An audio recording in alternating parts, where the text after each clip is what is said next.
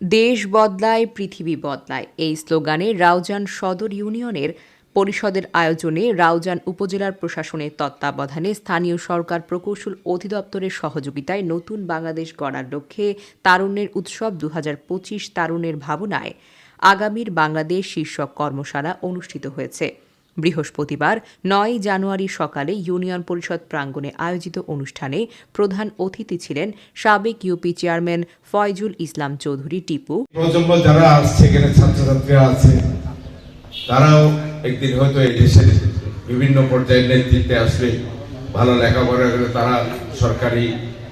আমলা বা বিভিন্ন সরকারি অফিসে চাকরি করবে, কেউ ব্যবসা করবে, কিন্তু সমাজ ব্যবস্থা গঠনের জন্য তাদের ভূমিকা অনেক বড়। ভারপ্রাপ্ত ইউপি চেয়ারম্যান রেহানা আক্তারের সভাপতিত্বে ইউনিয়ন পরিষদের সচিব ফরিদ আহমেদ, হাসান মাহমুদ জুবায়েরের সঞ্চালনায় বিশেষ অতিথি ছিলেন রাউজান উপজেলা ছাত্রদলের সাবেক সভাপতি বিএনপি নেতা আব্দুল মান্নান মনি, উপজেলা যুবদলের সাবেক সহসভাপতি জাকের হোসেন বাহাদুর, জেলা যুবদলের মৎস্য বিষয়ক সম্পাদক নিজাম উদ্দিন সুজন, জেলা যুবদলের শিল্প বিষয়ক সম্পাদক মোহাম্মদ আলী মুন্না, উত্তর জেলা যুবদলের যোগাযোগ সম্পাদক এবং রাউজান কলেজ ছাত্রদলের সাবেক সভাপতি সৈয়দ মোহাম্মদ তৌহিদুল আলম, উপজেলা যুবদল নেতা সাইফুদ্দিন রিবন, সাবেক ইউপি সদস্য জসিম উদ্দিন মেম্বার, জাফর মেম্বার বক্তব্য রাখেন। শিক্ষক নাসির উদ্দিন তারুণ্যের ভাবনা প্রকাশ করে শিক্ষার্থীদের মধ্যে বক্তব্য রাখেন সাইফুদ্দিন রাব্বি, জুনায়েদ সাকিব।